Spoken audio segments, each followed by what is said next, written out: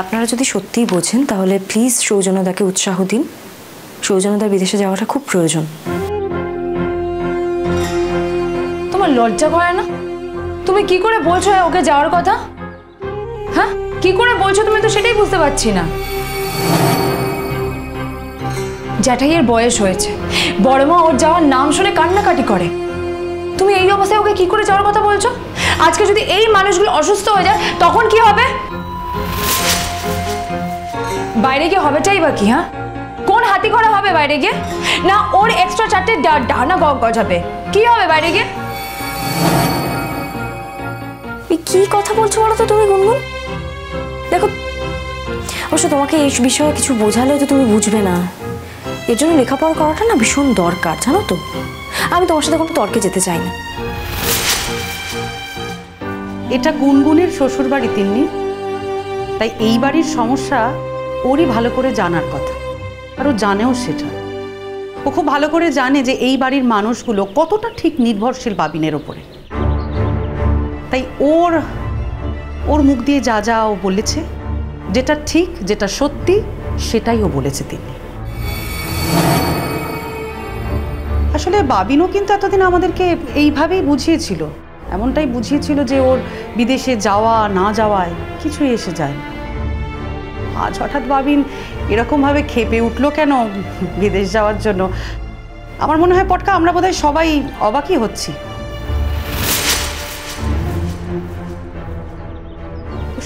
তুমি এমন করে বলছো যেন বিদেশে না গেলে এই যে বাবিন এদেশে থেকে এত কষ্ট করে এত পরিশ্রম করে এই এত কিছু যা যাও নিজে করেছে, সেগুলোর কেউ দামই দিত না, ওকে কেউ দাম দিত না, তাই তো? মানে একবার বিদেশ থেকে ঘুরে এলেই ও দাম পাবে। এতদিন অবশ্য বাবিন আমাদের সেই সব কিছু বলেনি গো। বিষয়টা এরকম নয় আসলে বলতে ভাই। হ্যাঁ, আগে আমি বিদেশ যেতে চাইনি, মানে একেবারেই চাইনি। আর এখন তুমি চাও, তাই তো? হ্যাঁ, তাই। সেটা তো বোঝাই যাচ্ছে যে এখন তুমি চাও। যদি সেটাই হয় তাহলে তুমি আজকে ইনস্টিটিউটে গিয়ে সইটা করে আসুনি কেন? কে বলেছিল তোমাকে আমার সাথে যেতে? সৌজন্যদা, তুমি গুনগুনের পরীক্ষার হলে গিয়ে দাঁড়িয়েছিলে? 3 ঘন্টার মধ্যে তো একটা জায়গায় বই কিনতে গিয়েছিল। অন্য কোনো জায়গায় গেলে তো দেরি হয়ে যেত না, সেই জন্য আমার এখানে ফেরত চলে এসেছে। ও তো আর ইনস্টিটিউট যেতে পারতো না আজকে, তাই ফেরত এসছে। বাবিন যাওয়াতে আমরা খুব নিশ্চিন্ত হয়েছি, যদিও এখনো জানি না পরীক্ষাটা কেমন হয়েছে, কিন্তু আমরা খুব নিশ্চিন্ত হয়েছি। 1 মিনিট মেজদা, বলছি ভাই, এই যে সৌজন্য যে গুনগুনের পরীক্ষা সেন্টারে গিয়ে অপেক্ষা করেছিল, এতে তোমার কোনো অসুবিধা হচ্ছে নাকি? হ্যাঁ, না না, আমার কিসের আপত্তি? সেটাই তো বুঝতে পারছি না আমরা। তুমি তো একটু আগে বললে না এই বিষয়ে। না মানে সেটাই তো স্বাভাবিক, তাই না? মানে গুনগুনের পরীক্ষায় সোনাদা যাবে, সোনাদা গুনগুনকে পরীক্ষার হলে দিয়ে আসবে, আবার পরীক্ষার হল থেকে নিয়েও আসবে। সেটাই কি খুব স্বাভাবিক না? না মানে আজকে আমার পরীক্ষার হলে আমার পরীক্ষা দিচ্ছি, আর সেখানে আমার হাজব্যান্ড আমাকে অ্যাটেন্ড না করে যদি অন্য কোনো কাজে যায়, তাহলে আমার তো বেসিক্যালি খারাপ লাগবে, আর এটা খুব নর্মাল। অবশ্য আমি কাকেই বা বলছি, তোমার তো ভাই বিয়ে হয়নি, তাই তুমি মনে হয় এই সমস্ত ব্যাপার খুব একটা বুঝবে না। এক্সকিউজ মি, বিয়ে হওয়া না হওয়ার সাথে কোনো সম্পর্ক নেই। প্রায়োরিটির ব্যাপার, কে কোনটাকে প্রায়োরিটি দিচ্ছে সেটার উপর নির্ভর করে। আর এমনিতেও গুনগুনের যা স্বভাব, ও তো টেনে হিচড়ে সব জায়গায় নিয়ে যেতে পারলেই ভালো হয়। ও তো লেখাপড়া করেনি, জানে না এই বিষয়গুলো কতটা সিরিয়াস। এটাতে যে রিসার্চেও কতটা অসুবিধা হয় সেগুলো তো ওর ভাবার বিষয় না, ও তো বুঝতেই পারে না এই জিনিসগুলো। দাও অনন্য ফর্মটা।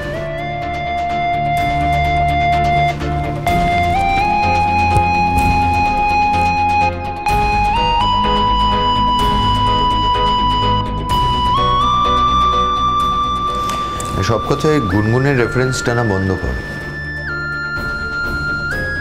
তুমি নিশ্চয়ই গুনগুনকে ছোট করতে বাড়িতে আসোনি।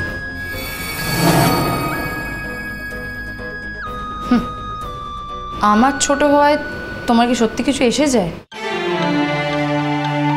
এসে যায় গুনগুন, ইউ আর মাই ওয়াইফ, 100 বার এসে যায়, কিন্তু সেটাকে আমি প্রকাশ করতে চাই না, এটাও সত্যি। আর এই চলে যাওয়ার সিদ্ধান্তটা আমি শুধুমাত্র তোমার জন্য নিয়েছি। তুমি যদি রাগ করে এ বাড়ি থেকে চলে যেতে পারো, আমাকে ছেড়ে চলে যেতে পারো, ডিভোর্স করে ফেলতে পারো, তাহলে আমিও পারি। সেটাই আমি তোমায় দেখাতে চাই। আরে এই দেখো, আরে ওকে ডাকো, ওকে খাওয়াও। গুনগুন, এটা তোমার শ্বশুর বাড়ি, আমরা সবাই তোমার জন্য এখানে রয়েছি। তুমি পরীক্ষা দিয়ে বাড়ি ফিরলে, মুখে কিচ্ছুটি এখনো দাওনি। দেখো ছোট মা খাবার এনেছে তো তোমার জন্য, একটু কিছু খাও। যাচ্ছটা কোথায় তুমি? আমাকে এখন বাড়িতে যেতে হবে বৌদিভাই, আমার খুব দেরি হয়ে যাচ্ছে। এই, কে বলেছে আজকে তুমি বাড়ি ফিরবে? মা লক্ষ্মী, আমি তো তোমাকে বলেছিলাম আজকে বাড়ি যাওয়া যাবে না, কাল পরীক্ষা দিয়ে। কালকে একেবারে পরীক্ষা দিয়ে কি বলছো বর্দি? কালই তো পরীক্ষা শেষ, ওর আর বাড়ি ফেরার দরকার কি আছে? কিন্তু আমি তো ডিসাইড করেছি যে আমি আর এই বাড়িতে থাকবো না। এই, তুমি আবার এসব কথা বলছো? গুনগুন, আর যাই হোক এই কথাটা বলো না। তুমি তো আমাকে দাদা বলে মানো, এরকম বলো না, দেখো কষ্ট লাগে আমাদের। আচ্ছা, ও যদি এখানে থেকে ভালো না থাকে তাহলে কেন ওকে জোর করছো? প্লিজ তোমরা কেউ ওকে জোর করো না, এখানে থাকতে বাধ্য করো না।